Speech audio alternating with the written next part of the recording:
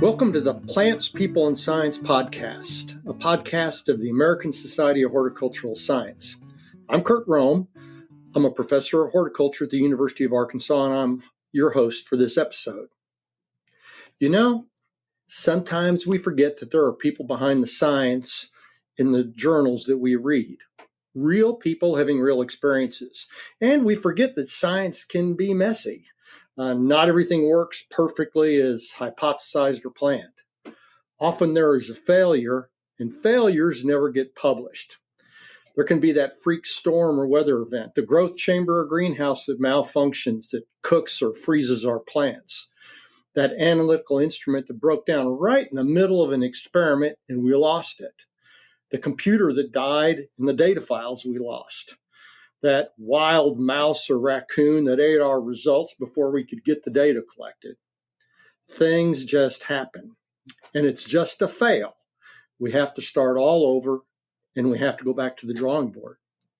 Today, we're going to talk about stories of having success that emerged from failure, or as I like to kind of misquote Winston Churchill, failure is not final. Today, our guest is Dr. Mengmeng Gu of Colorado State University.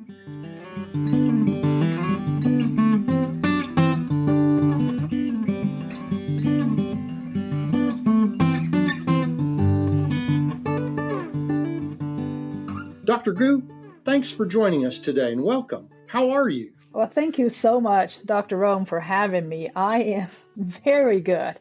It's getting a little chilly here in Colorado, and the fall color is just awesome. So I'm good. Thank you for having me.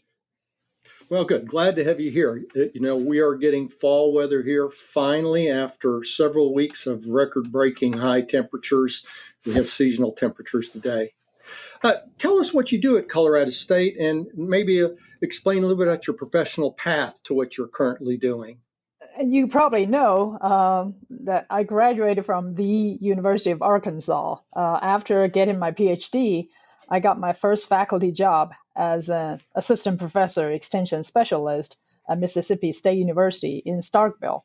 After 5.5 years at Mississippi State, I moved further south to join the Department of Horticultural Sciences at Texas A&M. I became a extension specialist in Texas A&M. And while at Texas A&M, I went through the ranks of assistant, associate, and full professor. I have been working very closely with the Mississippi Nursery and Landscape Association, and then later on, Texas Nursery and Landscape Association, and in general, the green industry. So that has been my career path. Well, it's interesting. You've obviously climbed the ladder of success. You're a department chair of a large and renowned academic horticultural department. You've been very, very successful. So, Dr. Gu, today what I'd like to talk about is failure that has turned into success. I kind of know, because I know you have a story about a time of self-doubt, the time that you were on the brink of failure.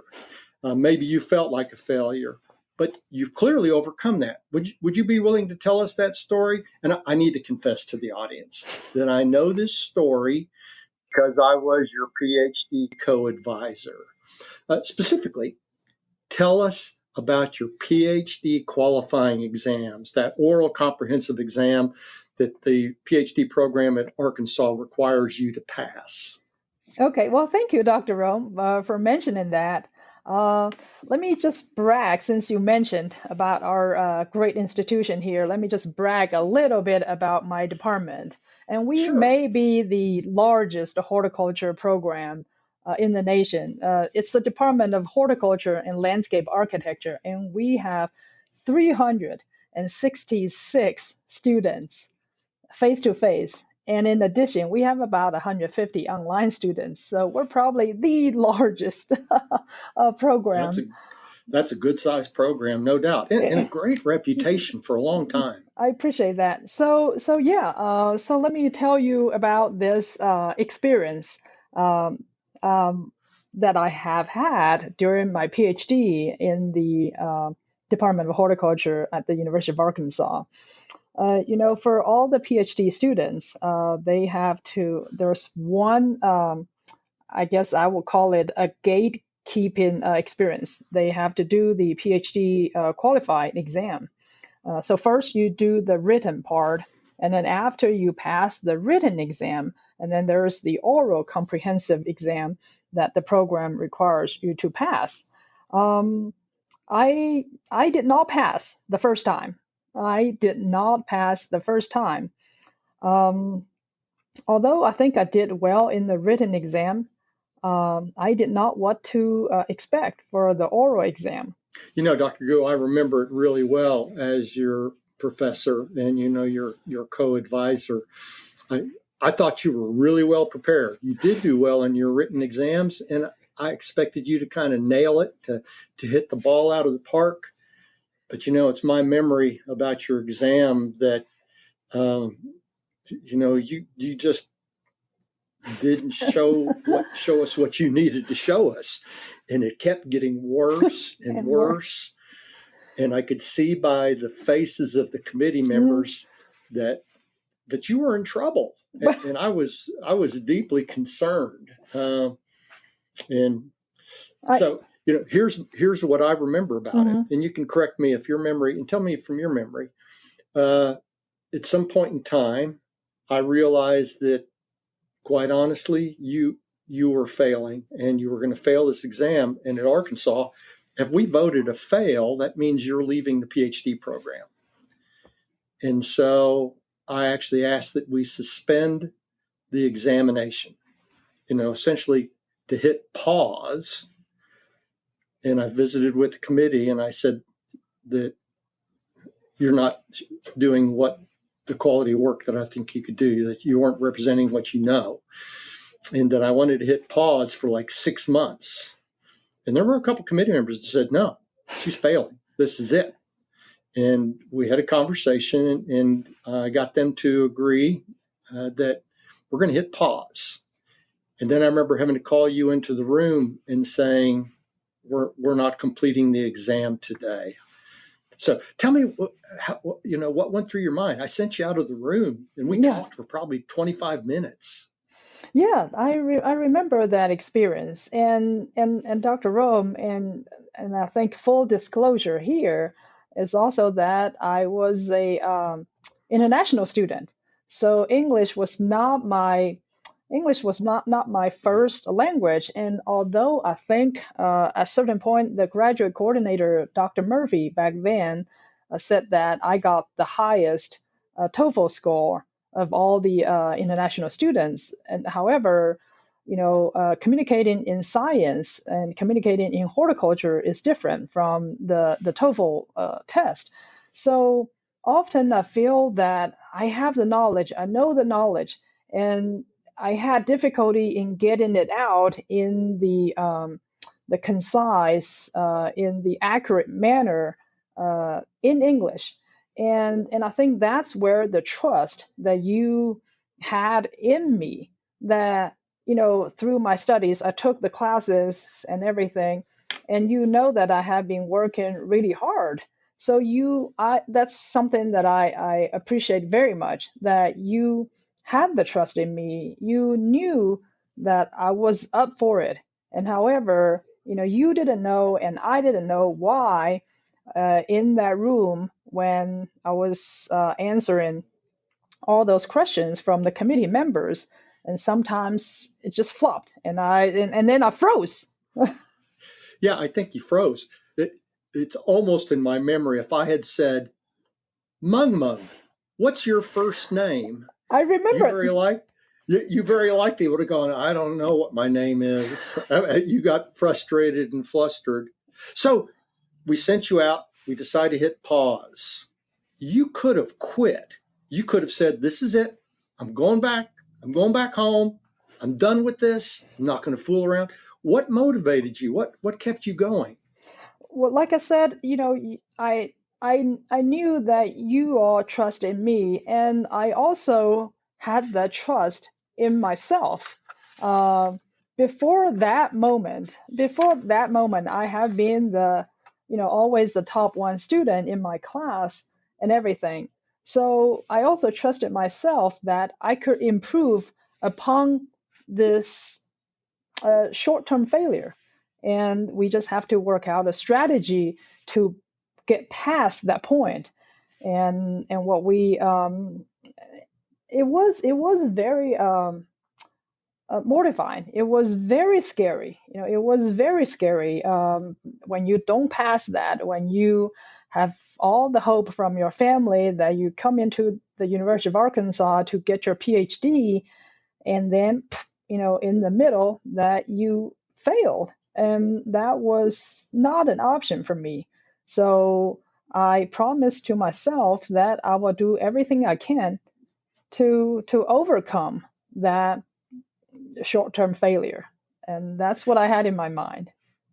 Well, and all is well that ends well. You came back the second time for your oral exam, and you did nail it. You did hit the ball out of the park.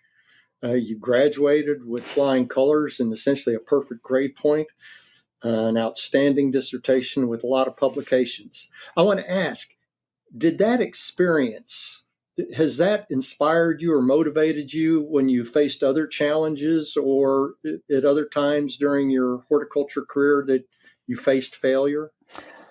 Exactly. That experience really taught me a lot. First of all, life is a long journey, and any setback, delay, impediment is not the end of the world. It could be, and this experience, I really see it as a blessing in disguise. It really motivated me, and also at the same time, it helped me to work out a strategy. Not only work hard, but also work smart. If you remember in my second exam, um, for 6 months, my English couldn't have improved that much. So that problem will still be there. And because I know that knowledge, so like one of the strategy is communicating with all the faculty member to find exactly a clear expectation and work with faculty. And then number two, when I answer my questions, I use illustration to demonstrate my understanding, my answer. So it kind of gave me a little bit time to reflect, to organize my thoughts, to organize my sentences, before I uh, answer the committee members. And I wanted to make sure that I also one small technique was I always asked the committee to make sure what I heard is what they asked. That also gave me a little bit time to come up with the answer. So in this, so strategy, really work from the failure and work on strategy, see what's the best, how we could overcome that. And so that has always inspired and motivated me to look at uh, difficulty or failure, not as difficulty or failure, but as a way to help improve myself. And I have been in this improving journey, ever since we had that experience. Well, thank you very much, Dr. Gu. Thanks for sharing your story. I think it's very personal to talk about failure, but it's clear, like, again, as I said, all things ended well for you. And I'll be honest with you, I admit your story has inspired me. It's inspired me as an advisor for other students. I've told your story. It's inspired me. Your resilience has I think, been inspirational. And that's why I wanted to talk about it today. Before we end, do you have any final thoughts? Anything else you'd like to say about perseverance and resilience and how you face failure? I appreciate you asking that question. First of all, I just bragged about CSU Horticulture and Landscape Architecture Department, and I also want to brag about the not as big department, Department of Horticulture at the University of Arkansas. It really felt like a family when I was there. The faculty there, the fellow students there, if you remember, we all the grad students are in one grad student office. And so we were kind of like a sister and brothers. And so I had that mental support from you as faculty. I had the trust from you from faculty. I had the education from, by taking other faculty's classes. I really enjoyed that. And also our fellow grad students helped me, supported me with that mental support. So I was, at that point, it was very strong, both, I mean, just mentally and academically, because of the trust and the support from faculty and students and within the department.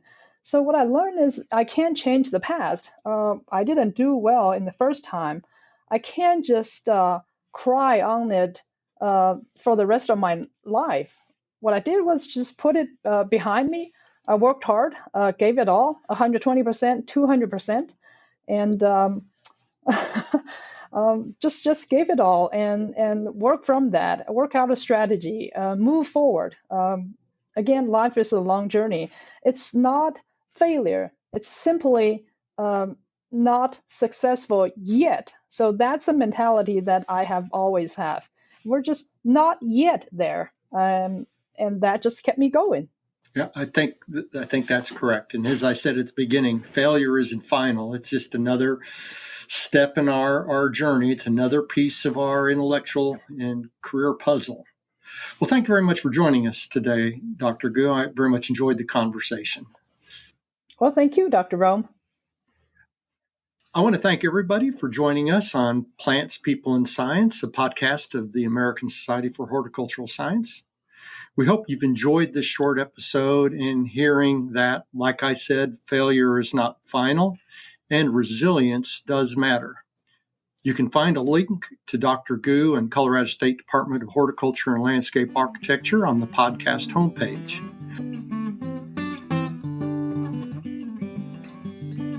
The ASHS podcast, Plants, People, and Science, is made possible by member dues and volunteerism. Please go to ashs.org to learn more. If you're not already a member of the ASHS, we invite you to join. ASHS is a not-for-profit, and your donations are tax-deductible. This episode was hosted by Kurt Rome. Special thanks to our audio engineer, Andrew Sheldorf, our research specialists, Lena Wilson and Andrew Sheldorf, our ASHS support team, Sarah Powell and Sally Murphy, and our musician, John Clark. Thanks for listening.